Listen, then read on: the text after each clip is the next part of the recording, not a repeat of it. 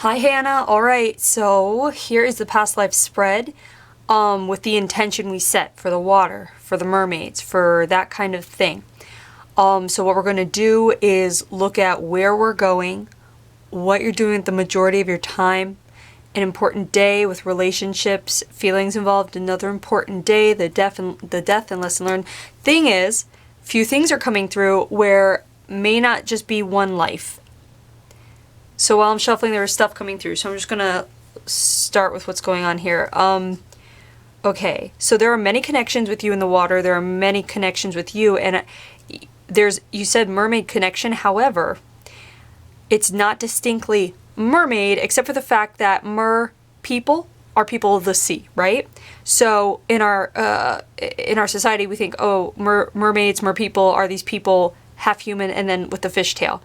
This doesn't feel like what we're doing here is that kind of thing, but there are a couple of interesting non-human aspects coming through. So this might not be a typical kind of reading how it usually plays out because there are a few things coming through. All right. So what do I want to go through first? Okay.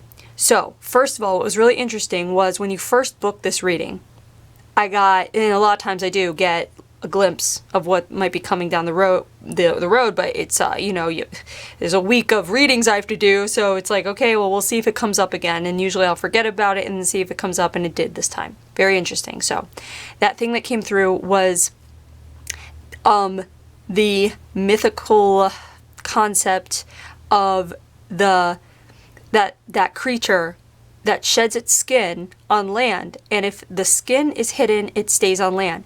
I don't know exactly what they're called, but it's something like silky, something like that. It's a mythical, you go Google this, and I feel very strongly that there is this connection with this creature we're going to call, I believe it's called the silky. And this is, so what they've showed me, first, when you book this, and then now again, they're bringing it up. And what's part of this, so we're going to probably skip around a little bit, honestly. What's part of this here is the silky aspect right here. And also, okay, let's just start. Sorry, I'm all over the place. There's so much information. Okay, so here is Europe, okay? It's Europe, and we're going to the Isles in the north, the Northern Isles. And by that, I mean somewhere in, it's like Ireland or it's the UK, but it feels like it's a coast, possibly an island off the coast. So it's like a tiny place. If it's in existence now, it's either sparsely populated or not at all. Almost like we're looking at the life of a lighthouse worker, how they kind of live alone, isolation. So this feels like an isolated life. And the reason why is because it's not your life that's isolated, it's where you end up. And it feels like it's like you come onto land. These creatures are of the water. You come onto land to remove your skin to be human, essentially. Because otherwise, when the skin is on, you mutate back to the creature. And it feels very much like these creatures are linked to a completely other realm, a completely other dimension now. Because as humans have evolved, we've kind of closed ourselves off to the mythical aspect of reality, which in a way has created a bridge or a wall, so that if you've heard of the veil, like we can't see past the veil, it's that kind of thing. So there is a whole other realm where these things do exist, another reality that you can travel to in your consciousness.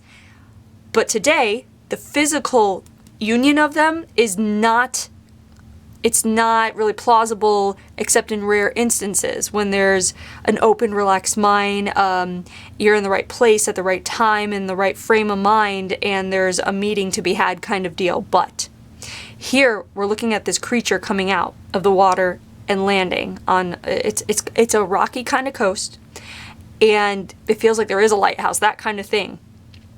And it feels like the skin is taken where the aspect, this creature, now human, is kept in human form and has a union with the person keeping the skin.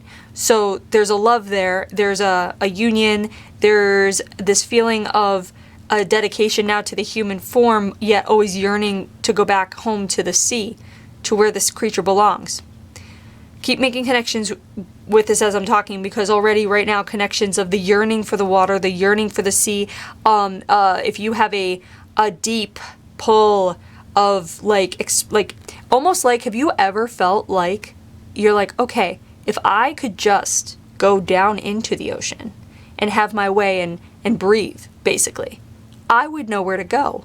And where I would go would inevitably turn up to be a place where there are other living humanoids, almost like how, you know, today people are like, oh, Atlantis is a city under the water, and there are living people in Atlantis under the water, because there's a lot of different concepts of Atlantis.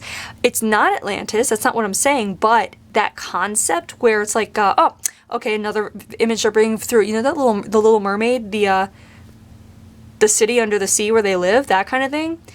That kind of thing. So if you've ever had a notion or a thought in your head or a dream where you're like, I just need to get in the water, and once I'm in the water, my persons will know where to navigate, to go, to find my people. That's what this feels like. So it feels like there's a yearning to be with the people, back with her people. And so on this day, we're seeing, so this is a marriage card, which it talks about the union with this man, the human man. This is the spouse card, which tells us that this is your union. It's not you watching a union or anything like that. And then the feeling of contentedness. The contentedness comes mostly by the man, and you become content when he is content. So it's a learning process of learning to be human based on the feelings that this partner is providing. You might find that you are a people pleaser, or you find that you adapt to your partners throughout your life, almost like when they're calm, you can be calm, kind of thing. So you might be someone that finds a way to create a calming environment, in a way, for the partner, so that you might feel calm. And it could be subconscious, where you're not thinking, oh, I know, I'll make this place, I'll make the environment or the atmosphere, or I'll create a moment that will put my partner in a state of mind in order for me to be in a calm state of mind. It's not like you might even think that consciously, but it's what you may do. It might be actually what happens if you stop and look back at your life and see if that's what you do. Keep that in mind. I do want you to Google this creature to see if you connect with the creature, that silky creature. The creature turns into so the creature becomes humanoid, and then the creature itself, I think, it may look like a certain sea creature of some kind. So if you have a pull towards the sea creature that it kind of resembles or becomes, in a way, I don't know if it's like a sea lion. I don't think it's a sea lion, but it's like, it becomes like, again, like a sea creature. So see if you connect with that creature. Sorry, I'm not more specific. It's coming across as like a seal, it might be. So see if that's the case, and if you connect with seals, or when you see a seal, you think, or it's almost like a cute seal, like an otter. It's like a seal otter. That's what it looks like. A seal and an otter put together. So it's all the cute aspects of the otter, and the swiftness of the seal, or the endurance of the seal, or there's something very enduring about this. There's a longevity of life. You may notice that you may have chosen a family that lives long. If your mother or father's line lives very long, check that out. See, check back with grandma, grandpa, great grandma, grandpa, that kind of thing. How long did they live? There's something about endurance, longevity. Hold on. Okay. This can also speak to, this speaks to the theme of patience in your life. You might be someone that is incredibly patient. It doesn't mean you don't explode or have arguments or whatever it is, anger, blah, blah, blah. You feel what you feel, but ultimately, if you're someone that has great patience, especially in trying times, then this would be a connection here, because there's something about this creature being caught and having to endure life outside of its great comfort zone, which is the sea, and yet creating a life that it can be content in and love, even while it's in prison, for lack of better words. Because when I say in prison, I don't mean to imply unhappy. I just mean to imply the great yearning that comes from not being where it wants to be. So again, this feeling of not being where it wishes it could be without even really maybe even knowing where it wants to be. You might see this. If this connects with you, this might be where you may say out loud or to yourself or feel or think, man, I really wish I lived in a certain place. Let's say, like, I really wish I lived in Hawaii. But not because Hawaii is supposed to be like, ideal and but because Hawaii has a certain energy, and it's the energy of the ocean. It's the ocean personified, that kind of thing. Or even like Japan or Australia, places that are known to have the personification or energy of the ocean. That would really explain your pull as well. Or if you have thoughts like that, or if you've dreamed of places you've never been that are coastal or have water. I know we touched base of this in the message, and I was curious because it feels like it was coming through. So pay attention to those dreams. They could be showing you, sorry, the sun just kind of went, but you can still see, yeah. Those dreams are indicative of where you have been, or even places where you might want to go travel. If, let's say you dream of Hawaii and you've never been there, and you know which island, let's say just in your heart. If you manage to get there, I'd say go there, see how you feel, because it's almost like a little bit of a treasure hunt of some kind. Not saying you're going to get there and all of a sudden the mer people are going to rise from the sea and da-da-da. I'm not saying that, but all I'm saying is go to these places, go to where you're called, and be in the place in your most vulnerable form, in your mind, in your mentality, everything, vulnerable, whatever it is, and just be there and feel it and see what you feel, see about a connection. You don't have to go there physically, but you will feel it more physically, I feel. Otherwise, you can do travel time in your consciousness. This is done through guided meditation. This is done through hypnosis. You can do this. It's visualization, and you can practice, and you can get really good at this, and you can transport yourself. It's very, very interesting. Hold on. Something with the Bermuda Triangle is coming up too. Anything you connect with the Bermuda Triangle, if that has ever pulled at you, please let me know, because then we can go forward and I can give you an exercise on utilizing the Bermuda Triangle. And if not, that's fine. But if there's a connection there, we're going to take that further after this reading. Okay, so hold on. So that's coming here. So now we're going to go here to this day. Before we go here, I want to bring up this card, the healer card, okay? The healer card, once a healer, always a healer. It doesn't mean you have to know it. It doesn't mean you have to be aware. But you have a healer soul. And it's because being of this energy, this frequency, this realm of being what we would consider mythical creatures, having been that in any form means you hold a frequency where you are highly attuned to certain universal energies. And when you're highly attuned in that way, you have the capability and ability of healing. And when I say healing, it doesn't mean that you have to do the whole Reiki thing or the energy work or whatever it is. It means that as a human, even just speaking with someone can help heal somebody without you even knowing it, without them even knowing it until a later time or even ever. It can be very frustrating as a human when you don't see results or know what's even going on when it's going on. But this reading is to let you know, is to bring forward, you are much more special than you give yourself credit for. You have an energy within you that you might suspect is very special, but have yet to give it to yourself, so to speak, yet to acknowledge it fully. Maybe even just it's a secret thought for you, a secret feeling for you, but it needs to be acknowledged because this is coming up for a reason. Your interest in this is coming up for a reason now. So we need to acknowledge this special energy within you that is not altogether human. And this can also explain why you might get frustrated with humans. If you do get frustrated with humans, despite being a patient person, you might get very frustrated with human ways. For people who aren't awake or aware, or people who aren't open to the idea of allowing certain concepts into the reality. That might be very frustrating to you. So what they want to link in here is with the child you're carrying, it's going to be important that this child is submerged in these concepts and ideas and open-mindedness of ideas and playfulness. Playfulness is very, very important. It's very important that you tap into your playfulness and bring it out, cater to it, especially with this child. What came through when I was shuffling was very interesting. They wanted me to bring up the idea of a water birth. And if you feel insistent on a water birth, then follow your gut. If you do want to pursue that, maybe it's, too late to change any plans. But if it's not something you have to do. But if it's something that's on your mind and something you wanted to do, it's not too late to consider that. Either way, this child is going to,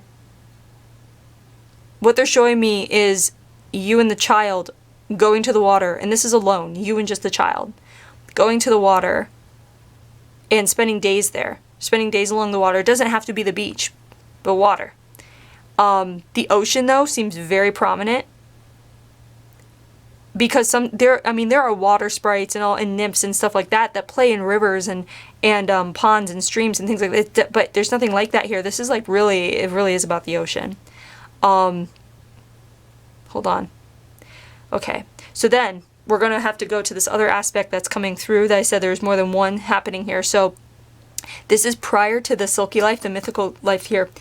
This is also, there's a connection to a star system that is connected with the ocean beings now. There are ocean beings, they're bringing up the dolphin people.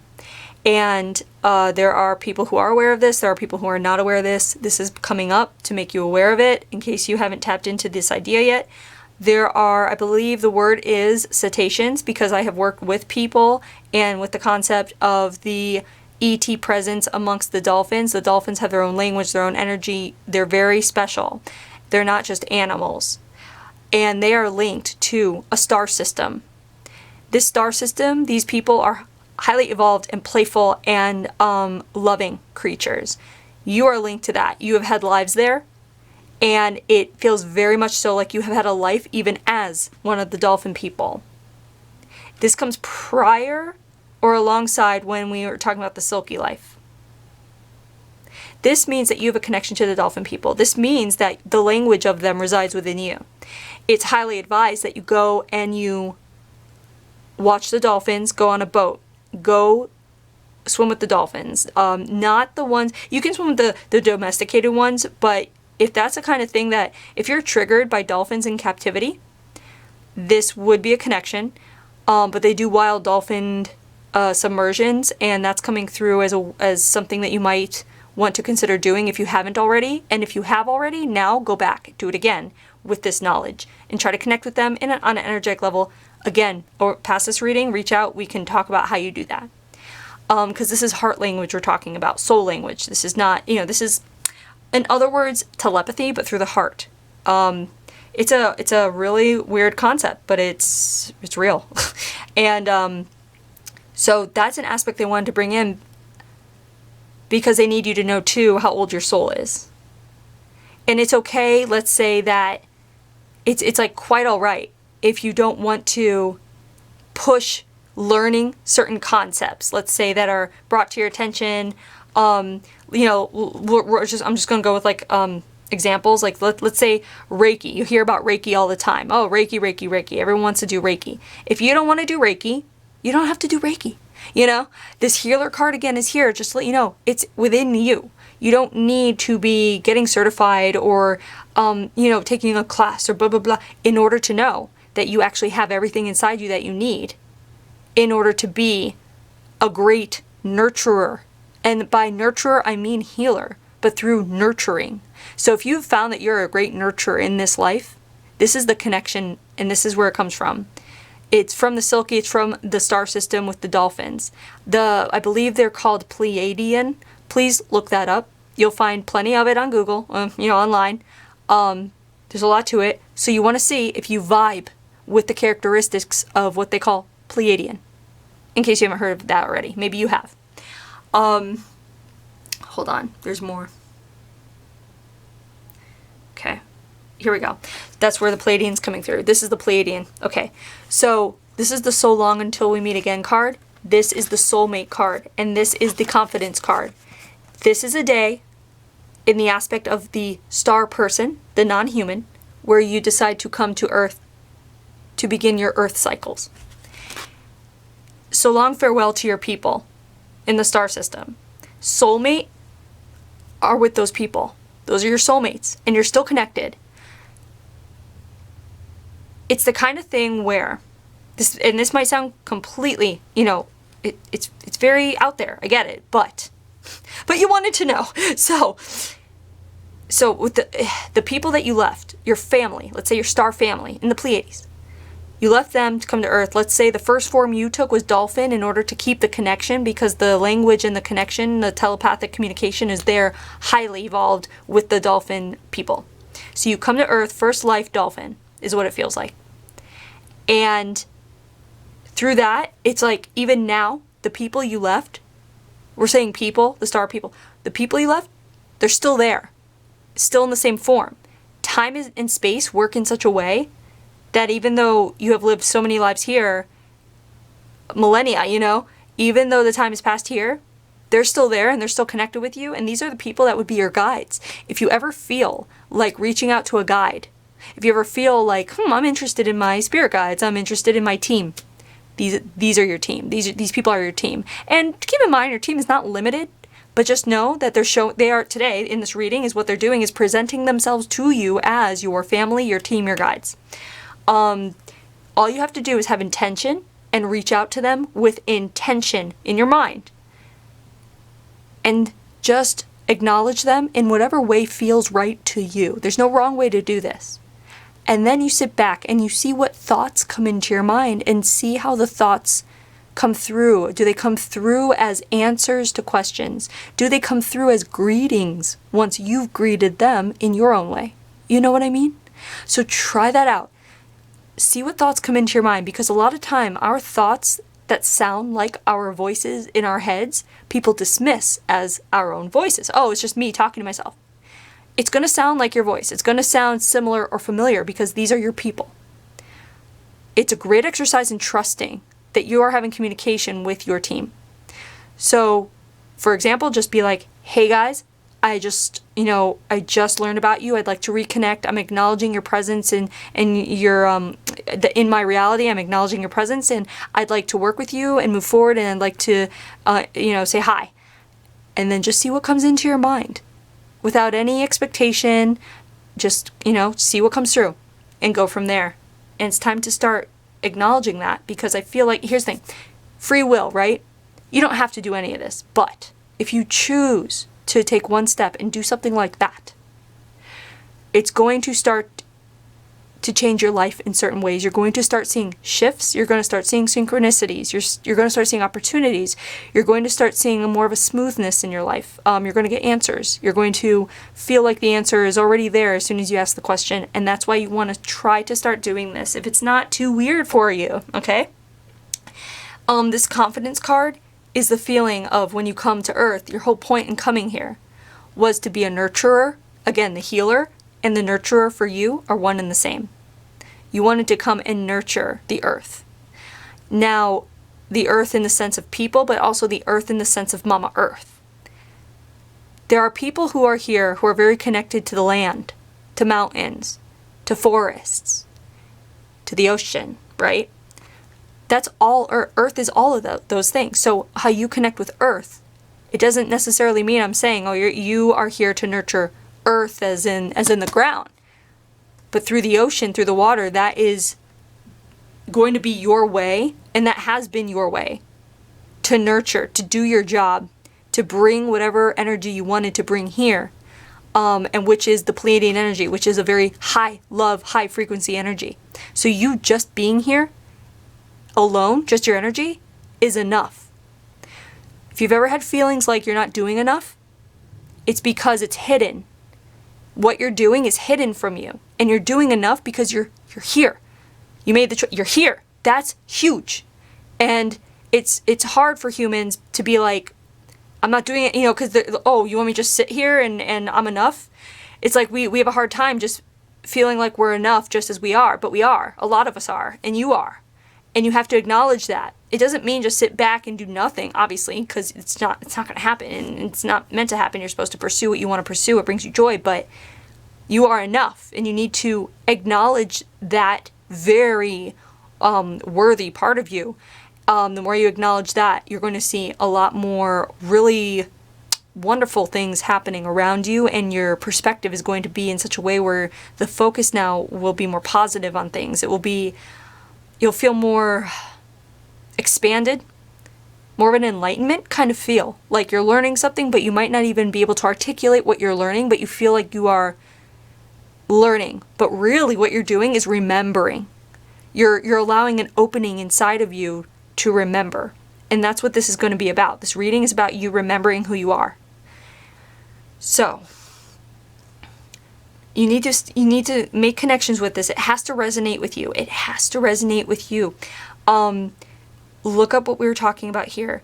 Now, the death card here, they're talking about the death for this life. They just wanted to give you a death for this life to show you it was intentional. And this is the murder card. It was intentional self-murder. So it was because you never got your skin back to go back into the water. You were kind of contained as a human being. And there was a child involved in this aspect as well. But you grew older, and it came to the point where you were just done. And so it's like you let yourself go. It feels like starvation. So in your current life, if you have a problem with overeating or anorexia or anything having to do with food, whether it's too much, too little, measurements, whatever it may be, if that's a theme in your life, it would be connected here. And if not, that's fine. But it feels like you stopped eating to allow yourself to go. Due to depression. So if you find that in your life you've had depressive bouts every now and then, it's okay. And nothing to worry about, but it would come from here. And if you haven't, great. So, this card is Dream Big. I feel like the big message coming through the Dream Big card is to make sure that you are expanding your soul in every which way possible and following your heart in big ways. And by that, I literally mean, like, if there's a big decision that you need to make that otherwise you might consult someone, or maybe society would think, hey, you should consult someone before you do this. Like if you're, you're married, so usually you would consult your partner for a big decision, whether it's like to take not even a big decision. It's like if you want to take a day trip, you let your partner know. It's just consideration, right? Well, if you have a deep drive to take a day trip, and you need to go, maybe you need to go to the ocean, maybe you need to go somewhere, maybe you feel pull, whatever it is, and there's something in your way, whether it's, let's use the example, let's say you can't get to your partner in time to ask the question, or she's not available, or whatever it is, and you can't get a yes or a no kind of thing, or a go ahead or whatever, you need to just do it. And I mean, I know that, of course, people can get in trouble, blah, blah, blah, but it's very important that you listen to your soul. It's like this huge shove of, hey, Hannah, open the F up. Remember who you are. You're here to nurture. What do you want to do in order to nurture? I feel like your child, this has to do with him too. About nurturing him the way you feel is best for you to nurture him. There's a connection there. I know we've done a reading before where there's been a connection, I think, with you and him. But there's more to it. I feel like there's a connection where he, too, is either one, the child from this life that you had, that you allowed yourself to go away from, leaving him there without the mother, or